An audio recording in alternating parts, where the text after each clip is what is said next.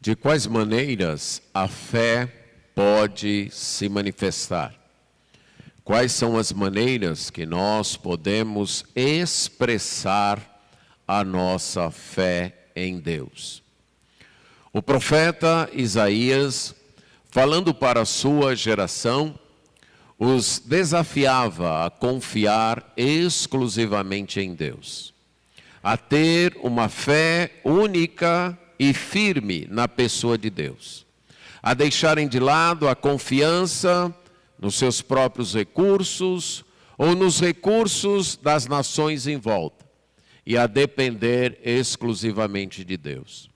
E várias vezes ele indicou como esta fé se manifestava. Uma das vezes vai aparecer aí no capítulo 50 ou nos capítulos 50 e 51 do seu livro. Após narrar mais uma canção do servo do Senhor, mais um poema que expressava a esperança, que declarava a profecia da vinda e da obra do servo do Senhor, ele desafia o povo a confiar em Deus. Veja aí no capítulo 50, verso 10, que ele diz: quem é então que de vocês teme o Senhor e ouve a voz do seu servo? Essa pessoa então deve confiar no nome do Senhor. E a partir do capítulo 51, ele mostra algumas maneiras de como esta fé, esta confiança se manifestava. Ela se manifestava em escutar o que Deus tinha a dizer, capítulo 51:1. Também em buscar o Senhor, isto é, em obedecer o Senhor, 51:1 também, isso é mostrado, 51:7. Então, algumas maneiras que expressam a fé, que expressam a confiança, é essa esperança em Deus, é o escutar a palavra de Deus e o obedecer a Deus. Mas há uma outra maneira que agora ele vai tratar, que é no 51:9-11, que é o texto da nossa mensagem hoje à noite, que é através da oração, do clamor a Deus. A oração também é uma maneira através da qual nós expressamos fé em Deus. O clamor a Deus é outra maneira que nós manifestamos que confiamos em Deus.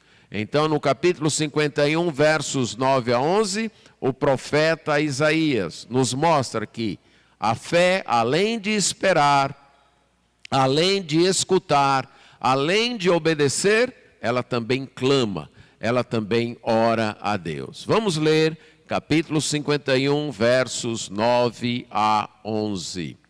Diz assim: desperta, desperta, braço do Senhor, e arma-te de força. Desperta como nos dias passados, como nas gerações antigas. Não és tu aquele que cortou Raabe em pedaços e feriu o monstro marinho? Não és tu aquele que secou o mar, as águas do grande abismo? Não abriste um caminho no fundo do mar para que passassem os remidos? Os resgatados do Senhor voltarão e entrarão em Sião com cânticos de júbilo. Alegria eterna coroará a sua cabeça. Ficarão tomados de júbilo e alegria, e deles fugirão a tristeza e o gemido. Vamos orar. Senhor nosso Deus, temos a Tua palavra diante de nós, confessamos a nossa incapacidade de entendê-la, de explaná-la, de amá-la e obedecê-la. Então nós clamamos que o Senhor tenha misericórdia de nós e que o Teu Espírito Santo atue em nossos corações, levando-nos a entender, amar e obedecer a Tua palavra. Isso nós pedimos em nome de Jesus. Amém. As promessas de Deus devem nos conduzir ou nos incentivar à oração. O profeta Isaías está aqui conclamando aqueles que estariam no exílio a confiarem em Deus, porque Deus os restauraria. No texto anterior, ele havia mostrado como Deus estava prometendo implantar o seu reino neste mundo. Como Deus estava dizendo que ele faria de novo com que a terra deles, a terra de Sião, fosse restaurada e haveria júbilo, alegria, ações de graças e cânticos. Capítulo 51, verso 3. Como ele transformaria os lugares desolados, os lugares de deserto, em lugares de jardins, em lugares como se fosse o jardim do Éden. E que então ele instalaria a partir de Sião o seu reino sobre toda a terra, como mostra os versos 4 e 5. Além disso, ele prometeu que todos aqueles que se opusessem a isso, todos aqueles que se colocassem contra esse projeto do reino de Deus, seriam julgados e seriam destruídos, nos versos 6 a 8. Após fazer esta promessa, Isaías então eleva a voz de Deus, a voz a Deus em oração. Nós temos aqui, em toda essa parte, uma poesia que desafia as pessoas a seguirem a Deus, que desafia as pessoas a confiarem em Deus. Esta poesia é marcada, então, as suas estrofes, pelos imperativos, por ordens. No capítulo 51, versos 1 a 6, essa estrofe é marcada pela expressão escute, escute, ou ouçam, ouçam.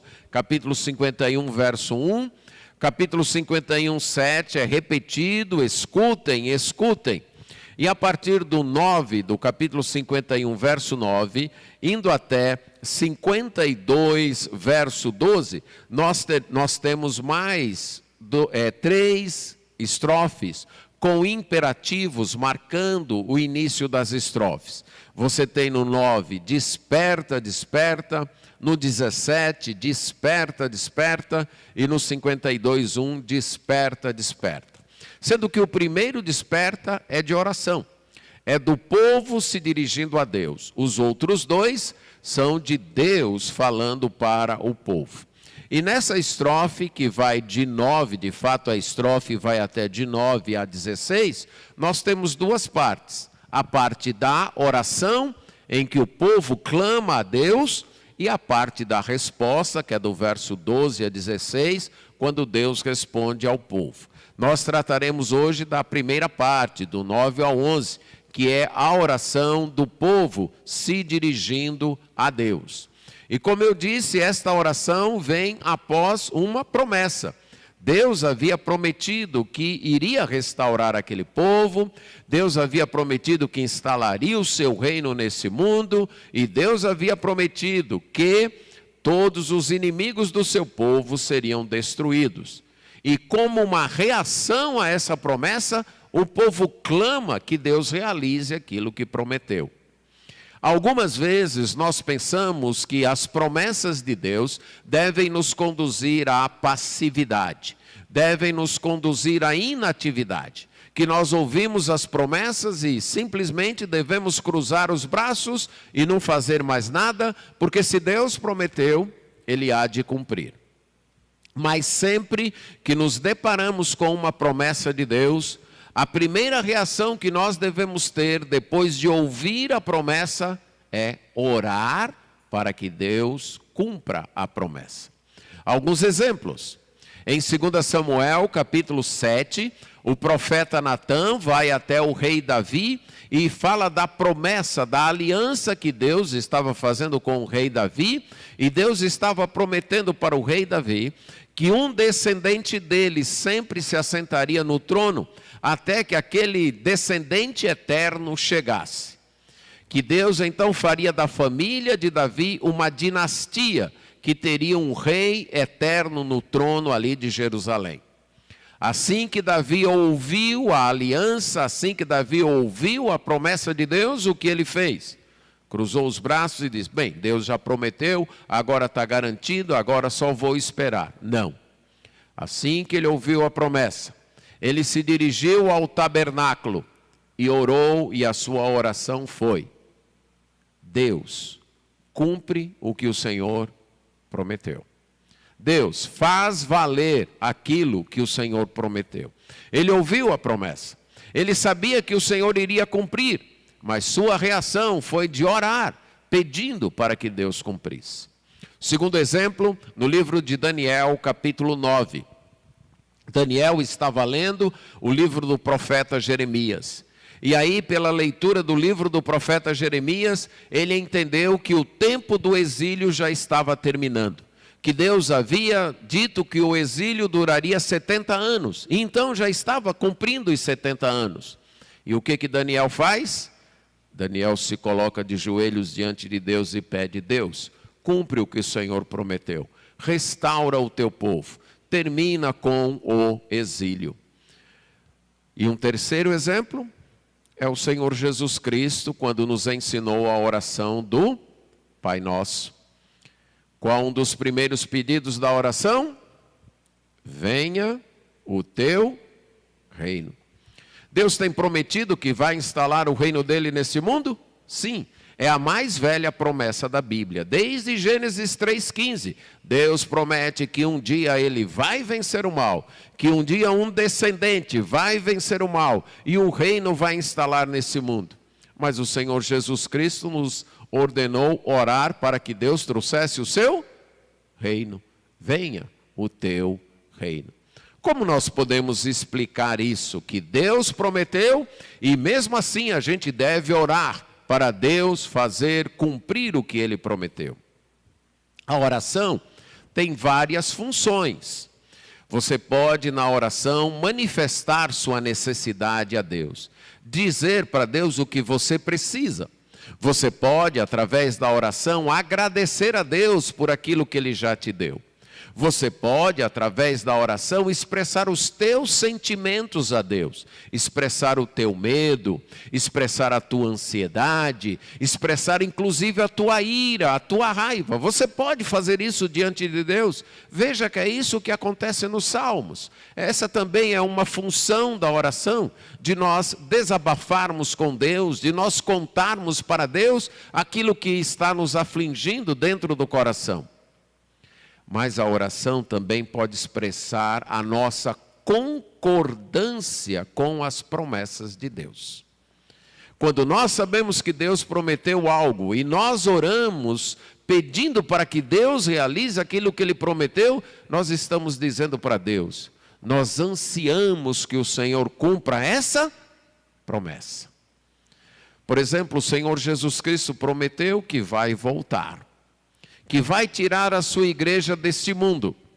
E quando nós oramos pedindo para que Jesus cumpra isso, para que Ele volte, para que Ele tire a sua igreja desse mundo, nós estamos expressando que esse é um anseio do nosso coração. Essa é uma das funções da oração.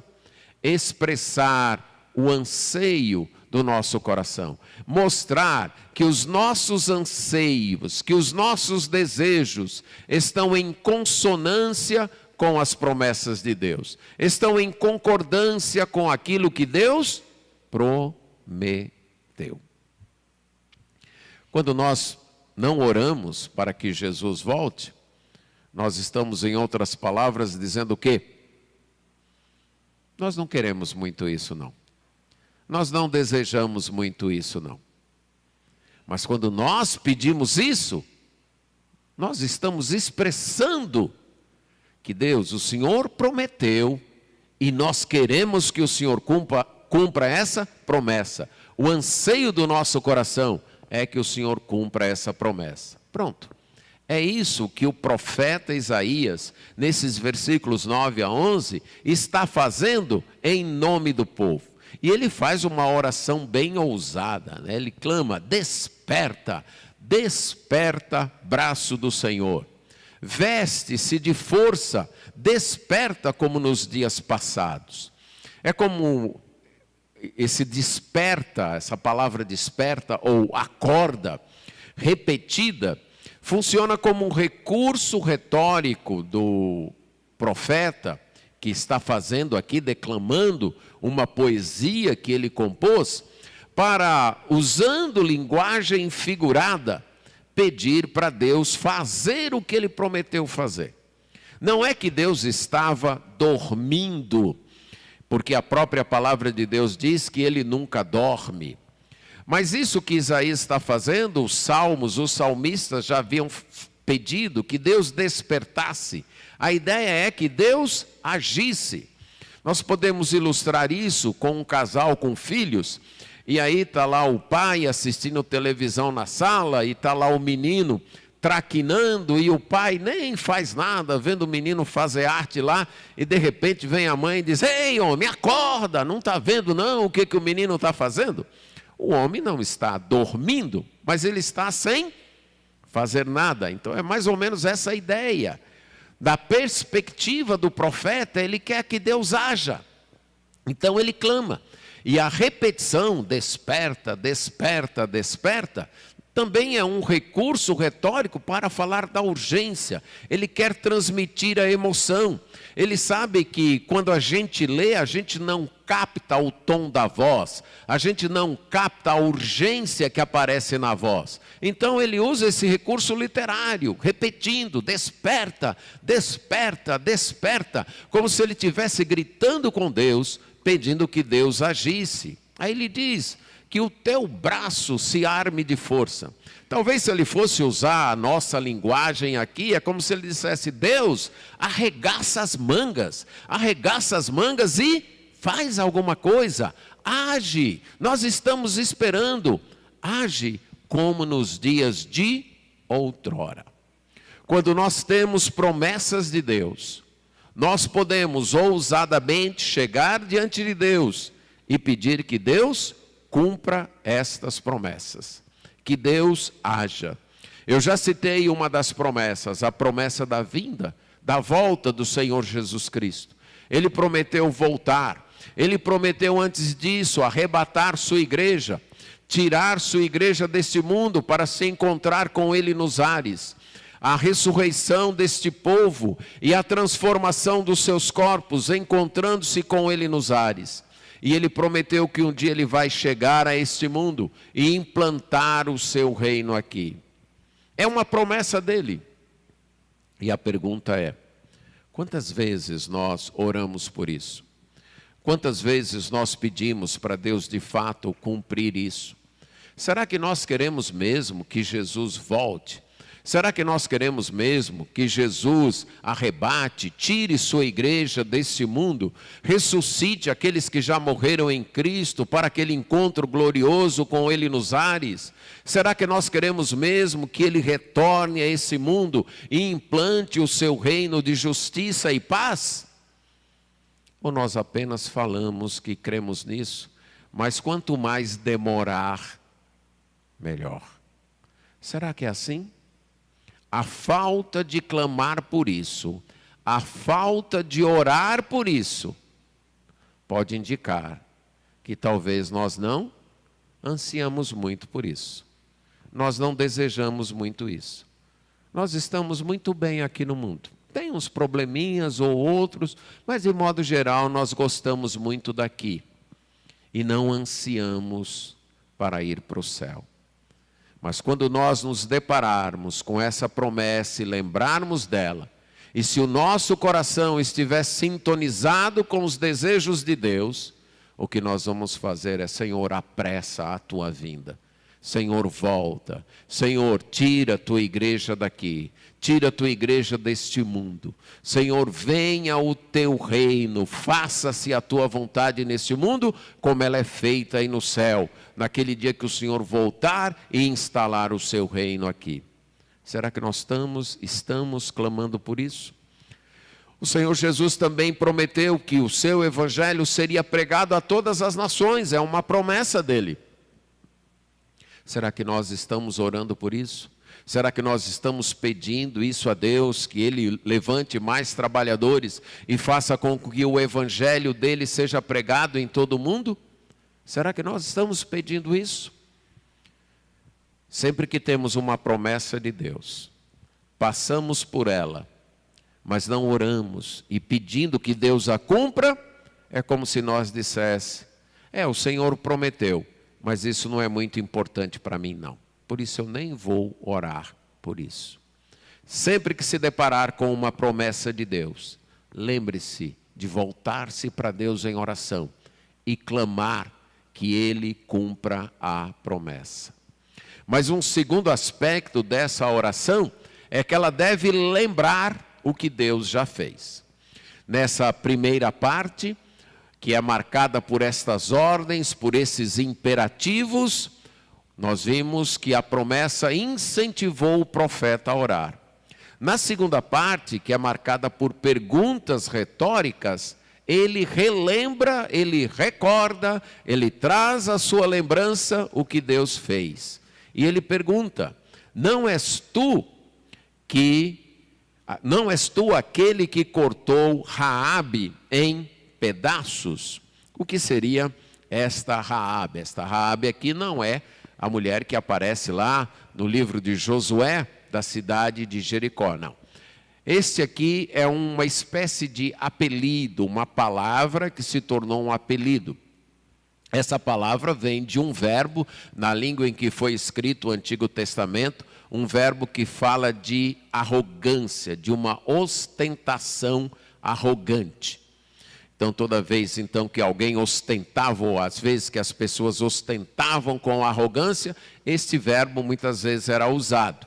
Então, do verbo veio esse substantivo que se tornou um apelido quando alguém era muito arrogante, especialmente quando a pessoa se colocava contra os planos de Deus, quando a pessoa se colocava nos caminhos de Deus para fazer frente aos seus planos. Aí se tornou um apelido para os impérios, para as autoridades do mundo que se colocavam contra Deus. No próprio livro de Isaías, esta palavra Raabe, esse apelido, é usado para o império egípcio e o império babilônico, quando se colocaram contra Deus. E no livro dos Salmos foi usada para o faraó da época do Êxodo. Então ele se comportou de forma arrogante contra Deus, com uma atitude arrogante para fazer frente a Deus. E o que foi que Deus fez com o seu exército? Deus acabou com aquele exército. Então aqui o profeta diz, não és tu aquele que enfrentou o faraó quando arrogantemente ele se colocou contra o teu povo para impedir o teu povo de sair do Egito? Não és tu aquele que feriu o monstro marinho?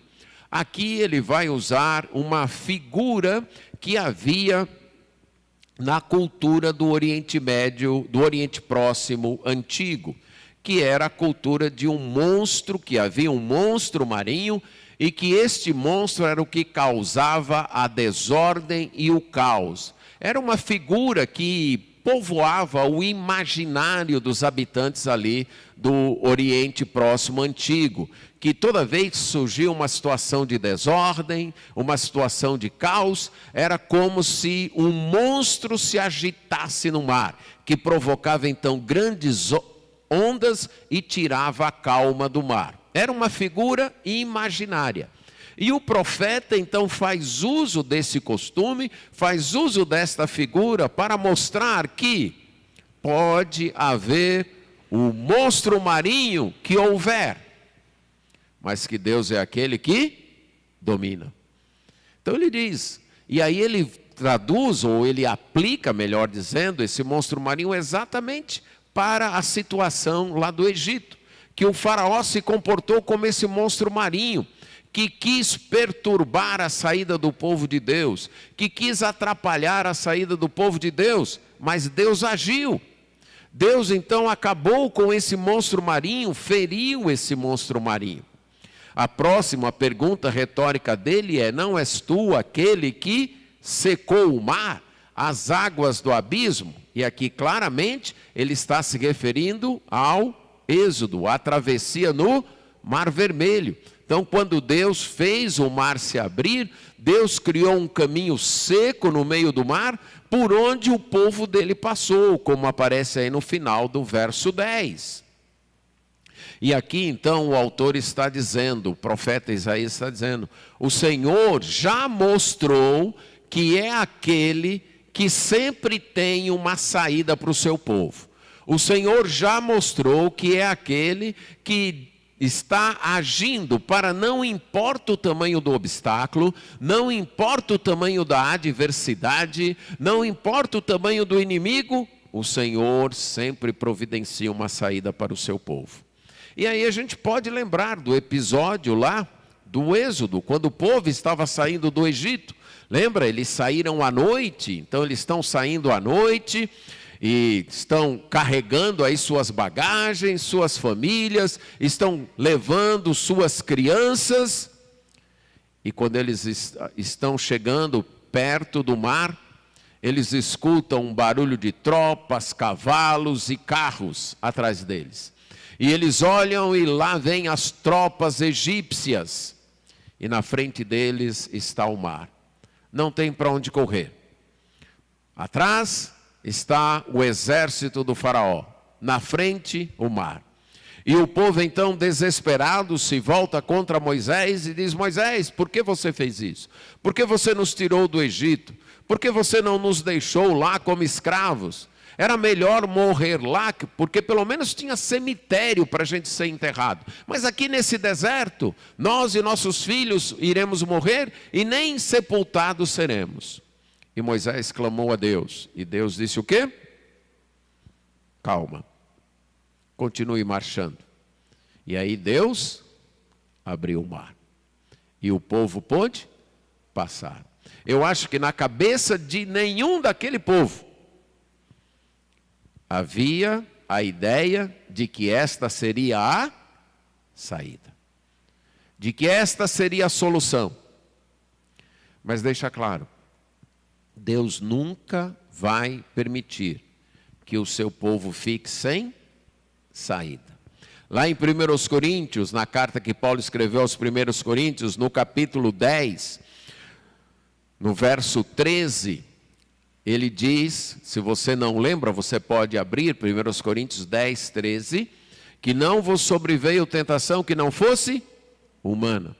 Todas as provações, todos os obstáculos que Deus permite na vida do seu povo, são obstáculos no nível humano.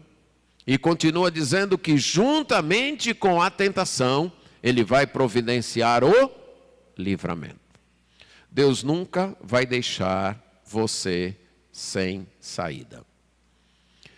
Você poderia até agora, você que já tem um tempo de vivência com Cristo, lembrar alguma situação da sua vida, onde você se viu num aperto tal, que você disse, agora é o fim. Agora não tem como sair. Aqui é o fim da linha. Aqui acho que minha vida acabou. Aqui não tem para onde eu ir. Você se lembra de alguma situação assim? Em que você ficou em tal desespero que achou pronto, aqui acabou tudo. E hoje você olha para trás e talvez até ri, não é verdade? Você até sorri. Rapaz, eu pensei que era o fim, mas houve uma solução, houve uma saída. Deus sempre providencia uma saída para o seu povo. Como nós cantamos hoje pela manhã, né? Se diante de mim não se abrir o mar, Deus vai me fazer andar por sobre as águas. Sim, Deus sempre vai providenciar uma saída para o seu povo. Então, em sua oração, na situação de aperto, na situação de dificuldade, que você olhar para a sua frente, que você olhar para trás, e você não vê meio de escape, lembre-se de olhar para cima. Lembre-se do que Deus já fez na tua vida. Lembre-se das vezes que Deus já tirou você do aperto. Lembre-se das vezes que você desanimou e achou que não tinha mais jeito, e Deus mostrou, Deus abriu o mar, Deus fez você andar por sobre as águas.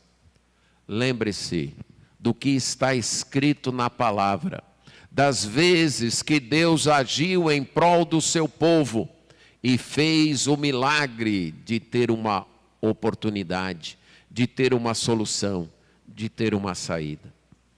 quando orar. Não se deixe desanimar pelos problemas. Não se deixe abater pelo tamanho dos obstáculos. Não se deixe sufocar e se afogar pelo tamanho das ondas. Olhe para o que Deus já fez. Leia na palavra o que Deus já fez. E lembre-se, esse é o mesmo Deus.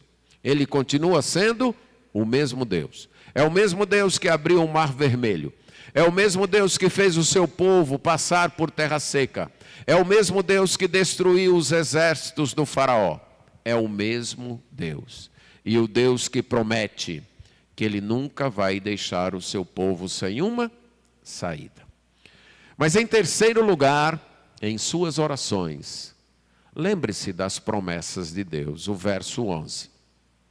Esse verso 11 é uma exata repetição do capítulo 35, verso 10. Volte lá para 35 de Isaías, verso 10, e você vai ver que Isaías está repetindo aqui o que ele disse naquele capítulo. Naquele capítulo, Isaías está profetizando o tempo quando Deus vai restaurar o povo, trazer o povo de volta para habitar na terra de Canaã.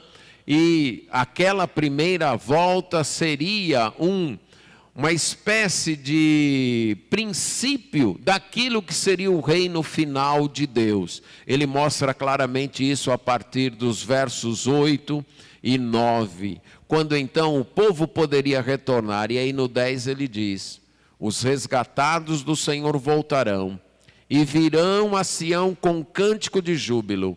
Alegria eterna coroará a sua cabeça. Ficarão tomados de júbilo e alegria, e deles fugirão a tristeza e o gemido. Quando é aqui, Isaías está lembrando disso. Agora, lá no capítulo 35, verso 10, é parte de uma declaração, é parte de uma profecia.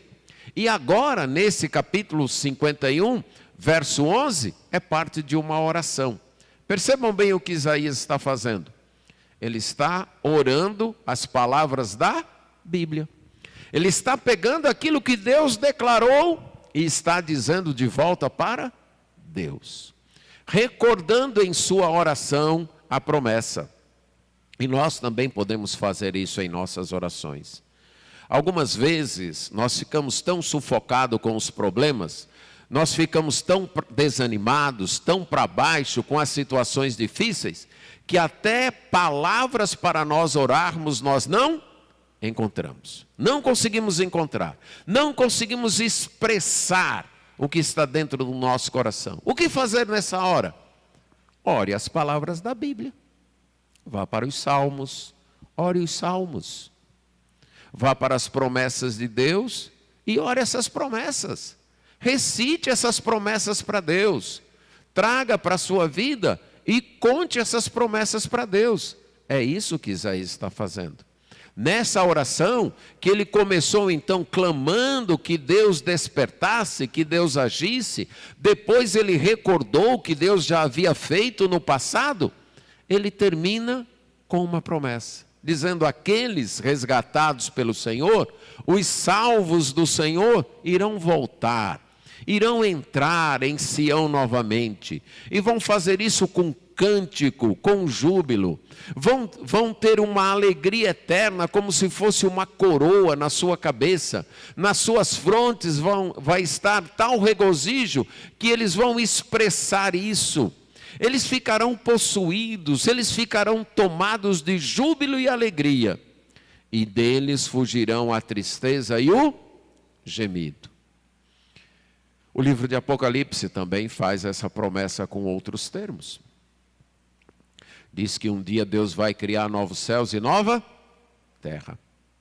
E nesse novo céu e nova terra, não vai mais ter lágrimas, não vai mais ter choro, não vai mais ter doença, não vai mais ter morte. Em outras palavras, a dor e o gemido, a tristeza e o gemido serão expulsos, vão fugir, não habitarão ali.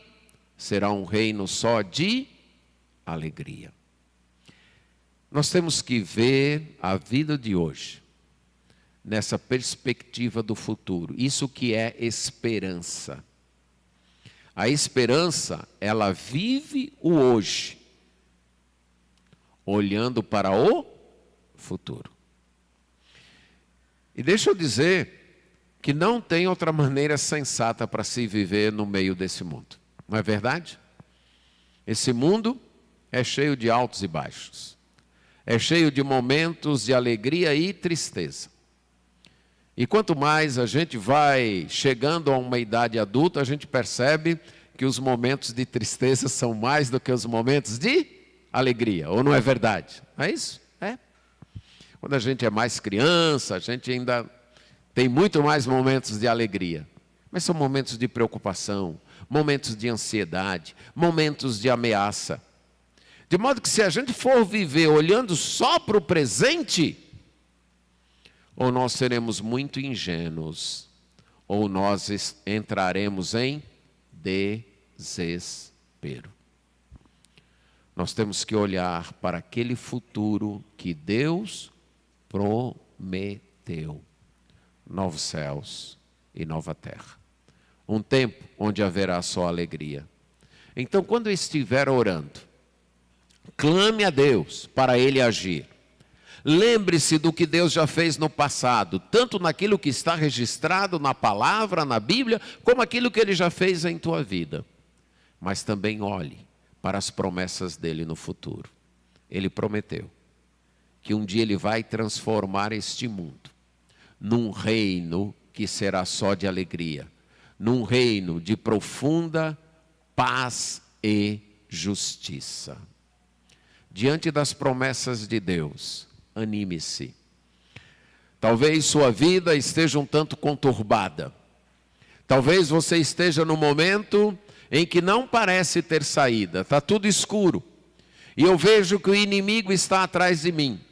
E eu vejo que tem um mar na minha frente. E eu não sei como sair.